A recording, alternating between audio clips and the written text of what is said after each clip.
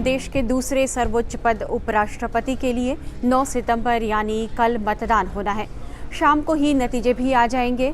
इसके साथ ही देश को जगदीप धनखड़ की जगह नया उपराष्ट्रपति मिल जाएगा। धनखड़ ने 21 जुलाई को अचानक अपने पद से इस्तीफा दे दिया था। इस वजह से ही उपराष्ट्रपति का चुनाव फिर से हो रहा है। केंद्र में सत्तारूढ़ एनडीए ने महाराष्ट्र के राज्यपाल सीपी राधाकृष्णन और विपक्षी गठबंधन ने सुप्रीम कोर्ट के justice retired B Sudarshan Reddy को उम्मीदवार बनाया है। वैसे तो आंकड़ों में एनडीए को साफ साफ बहुमत मिलता दिख रहा है, लेकिन चुनाव तो चुनाव है, कुछ भी हो सकता है, कुछ भी नहीं कहा जा सकता। फिलहाल राज्यसभा में 239 और लोकसभा में 542 सांसद हैं। दोनों सदनों को मिलाकर अभी कुल 781 सांसद हैं। जिस भी उम्मीदवार को 391 वोट हासिल हो जाएंगे वह निर्वाचित हो जाएगा। एनडीए के पास अभी 425 सांसद हैं और उसे कुछ अन्य दलों के भी वोट मिलने का भरोसा है। हालांकि जानकारों का मानना है कि गुप्त मतदान में क्रॉस वोटिंग दोनों तरफ से समीकरण बिगाड़ सकती है, लिहाजा दोनों तरफ से पूरी ताकत इस चुनाव में लगाई जा रही है।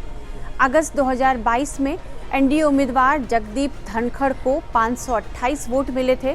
वहीं विपक्षी उम्मीदवार मार्गरेट अल्वा थी, उन्हें सिर्फ 182 वोट मिले थे। तब 56 सांसदों ने वोट नहीं डाला था।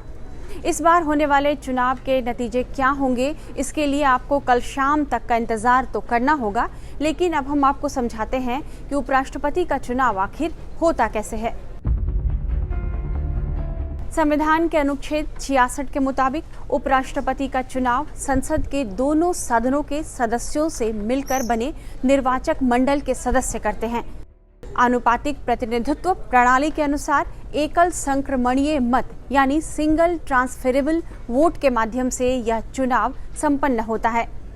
हालांकि उपराष्ट्रपति पद के लिए लोकसभा और राज्यसभा के सदस्य वोट देते हैं, लेकिन इसके लिए व्हिप कोई जारी नहीं किया जाता। इसका मतलब यह होता है कि सांसद अपनी मर्जी से अपने हिसाब से जिसे चाहे उसे वोट कर सकते हैं, लेकिन मोटे तौर पर पार्टी लाइन के हिसाब से ही सांसद वोट करते हैं। इस प्रक्रिया में मतदाता वरीयता क्रम में उम्मीदवारों को रैंक करते हैं। निर्वाचक मंडल में कौन कौन शामिल होते हैं, चलिए ये भी आपको बताते हैं। लोकसभा के निर्वाचित सदस्य, राज्यसभा के निर्वाचित और मनोनीत सदस्य इसमें शामिल होते हैं। वोटिंग प्रक्रिया किस तरह की होती है ये भी बताते हैं। चुनाव गोपनीय मतदाता प्रणाली के तहत किया जाता है। यह आनुपातिक प्रतिनिधित्व प्रणाली के आधार पर होता है। प्राथमिकता वोटिंग का उपयोग किया जाता है, यानी सांसद अपनी पसंद के अनुसार उम्मीदवारों की प्राथमिकता तय करते हैं। आसान शब्दों में इसे इस तरह समझिए कि इस चुनाव के मतदाता को वरीयता के आधार पर वोट देना होता है। मसलन वो बैलेट पेपर पर मौजूदा उम्मीदवारों में अपनी पहली पसंद के उम्मीदवार को 1, दूसरी पसंद को 2 और इसी तरह से अन्य प्रत्याशियों के आगे अपनी प्राथमिकता नंबर के तौर पर लिख देते हैं। ये पूरी प्रक्रिया गुप्त मतदान पद्धति से होती है। प्रत्येक सांसद उम्मीदवारों को वरीयता क्रम में रैंक करते हैं और सभी वोटों का भार भी समान होता है। जीतने के लिए एक उम्मीदवार को एक कोटा हासिल करना होता है, जिसकी गणना कुल वैध वोट के रूप में की जाती है। यदि पहले दौर में कोई भी उम्मीदवार कोटा पार नहीं कर पाता है, तो सबसे कम प्रथम वरीयता वाले वोट पाने वाले उम्मीदवार को हटा दिया जाता है और उन मत पत्रों से द्वितीय वरीयता वाले को वोट स्थानांतरित कर दिया जाता है। यह प्रक्रिया तब तक जारी रहती है जब तक कि कोई एक उम्मीदवार कोटा हासिल नहीं कर लेता। एक बात और यहाँ ध्यान दिला दें आपको कि इस चुनाव में ईवीएम का इस्तेमाल बिल्कुल नहीं होता है, क्योंकि इस चुनाव की प्रक्रिया जहां राज्यसभा और लोकसभा के सांसद वोट डालते हैं और वह भी आनुपातिक मूल्यांकन और वरीयता आधारित प्रणाली है, यही कारण है कि यहाँ मतपत्र का ही सहारा लिया जाता है। उपराष्ट्रपति पद के लिए मतदान के दौरान हर मतदाता को उम्मीदवारों के नाम के सामने 1, 2, 3, 4 जैसी प्राथमिकताएं अंकित करनी होती है। वोटों की गिनती इन प्राथमिकताओं के आधार पर ही होती है, जो ईवीएम की मौजूदा तकनीक से संभव नहीं है। हर सांसद को विशेष पेन से ही बैलेट पर पहली वरीयता दर्ज करनी होती है। ऐसा न करने पर वोट अमान्य हो जाता है।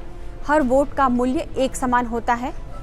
बीजेपी अपने हर चुनाव को बहुत गंभीरता से लेती है, इस चुनाव को भी ले रही है, जबकि एनडीए को पता है कि उनके प्रत्याशी सीपी राधाकृष्णन की जीत सुनिश्चित है।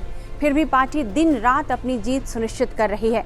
वोटिंग में किसी तरह की गड़बड़ी न हो, इसके लिए बीजेपी सांसदों की वर्कशॉप भी ले चुकी है।